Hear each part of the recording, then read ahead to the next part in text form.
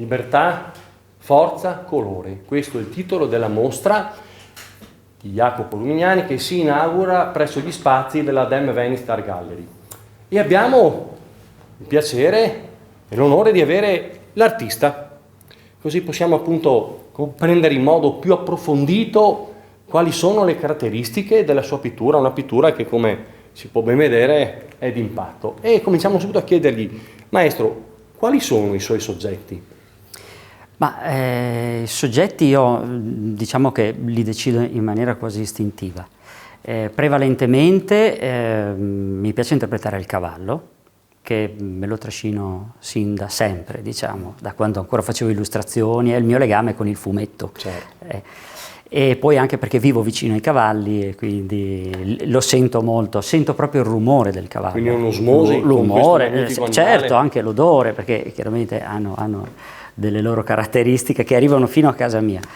Poi i volti, questa è una cosa che è nata di recente, un po' anche legata al periodo. Siamo passati attraverso un periodo molto difficile di distanze sociali, di volti parzialmente interpretabili, e c'era quasi negato, no? Proprio questo tipo di approccio, un po' anche per quello probabilmente. E forse anche perché, diciamo, mentre il cavallo per me è il legame con la terra, con gli elementi naturali, tant'è che quasi sempre i miei cavalli si vede della polvere o sono sotto l'acqua, quindi proprio sento il legame con la terra, però è quasi una situazione molto mia personale, isolata, diciamo. E invece i volti mi costringono a volermi guardare intorno, insomma, e quindi anche alla socialità di conseguenza. E il colore, questi gialli potenti, questi rossi così forti? Anche i colori fanno parte dell'aspetto istintivo dell'approccio proprio con il soggetto. Mi piace vedere la forza della luce che dialoga con un'ombra, un'ombra importante. L'ombra, evito generalmente il buio, perché mi crea delle zone dove non c'è un dialogo tra il soggetto e quindi preferisco un forte contrasto. Il rosso, essendo un colore molto passionale che mi piace tantissimo, mi coinvolge molto e quindi c'è questo rapporto da un lato tecnico con la luce, dall'altro invece quello mio interiore, il trasporto verso questo tipo di colore. Questo spiega anche le grandi dimensioni, perché queste sono opere molto grandi e quasi tutte riempite di colore squillante, quindi hanno importanza anche la dimensione.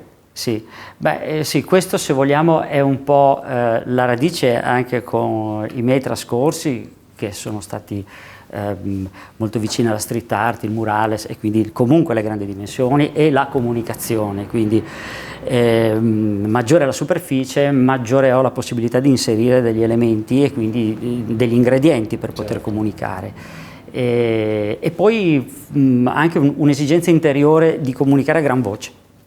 E quindi la grande dimensione è impattante nei confronti dello spettatore, il messaggio quindi si amplifica, il colore coinvolge lo spettatore, diciamo è anche una modalità esecutiva studiata in un certo qual modo, che è frutto anche dei suoi percorsi di studio lavorativi. Sì. Allora diciamo che le grandi dimensioni con un colore molto forte rischiano di essere come una voce molto alta, anche, no? Uno alza la voce, può anche dar fastidio, quindi a monte bisogna cercare di arrivare, possibilmente sperare di coinvolgere con questa forza, ma senza però stordire, senza stordire. E dopo è chiaro che l'uso di determinati colori sono di fatto un po' scioccanti, quindi io già decido, no?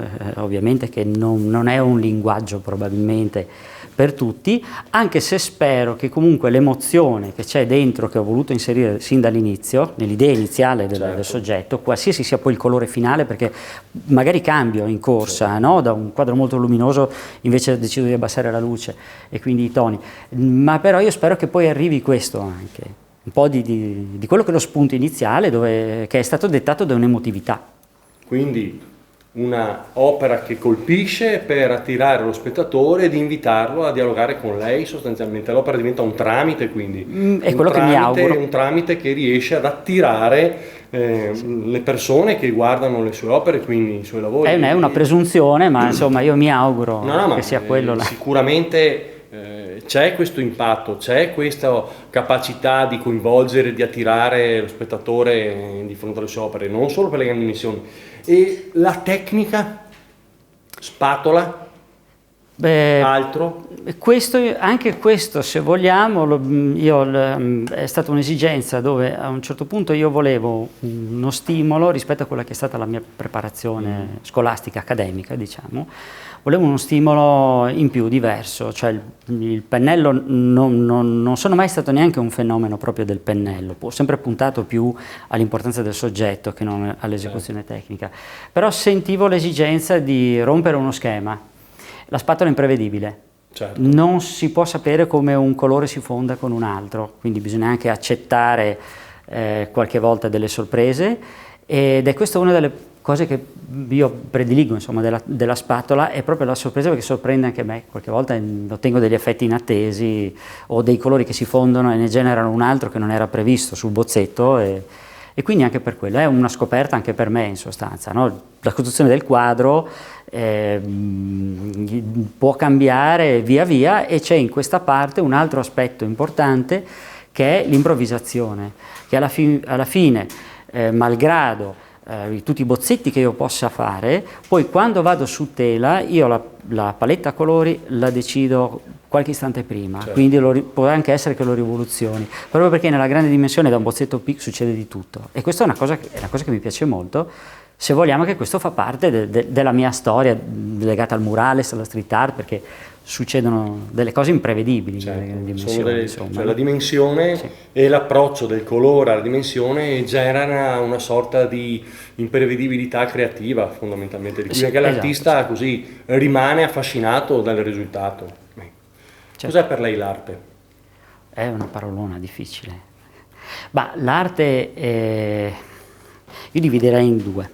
C'è l'arte, quella che uno fa, quella personale, quindi un'esigenza che prescinde quindi dalla volontà di voler arrivare o comunicare, quindi ognuno si sceglie una sua strada. C'è l'artista concettuale, c'è l'artista pop, ci sono tante forme personali. Poi c'è invece l'arte, quella di chi osserva, di chi l'apprezza, e lì è un mondo completamente diverso. Quello si sa che anche lì poi c'è l'arte, quella per investire, o piuttosto quella semplicemente per contemplare, in sostanza, no? E comunque di fatto in ambo i casi, secondo me, è una questione emozionale, deve essere una questione emozionale. E da questa mostra che cosa si aspetta? Questa bella mostra, che peraltro è una sorta di debutto della sua modalità pittorica, di questa tipologia, quindi che cosa... Beh, io è per questo ringrazio la DEM naturalmente, perché ha visto questo potenziale in un momento in cui non avevo ancora pronto tutto il materiale, e c'è stato un lavoro che è stato abbastanza lungo poi per arrivare qua, e ci si sarebbe anche potuti perdere, perché qual è il soggetto, qual è non il soggetto, e devo dire che la DEM mi ha lasciato lavorare proprio liberamente, senza impormi nessuna linea, quindi se doveva essere un'arte emozionale, io mi auguro che questo lo sia stato. Le emozioni qua sono veramente molto forti. Quindi alla fin fine è questo che mi auguro, di riuscire anche soltanto, magari per un istante, a distrarre l'attenzione dell'osservatore, insomma. Già io ho ottenuto un obiettivo, in sostanza. Ecco, vuol dire che ho condiviso, tra l'altro. Questa mostra è senz'altro un'occasione molto importante, con la quale Jacopo Lumignani sicuramente riuscirà ad attrarre lo spettatore, appunto a condividere le sue emozioni.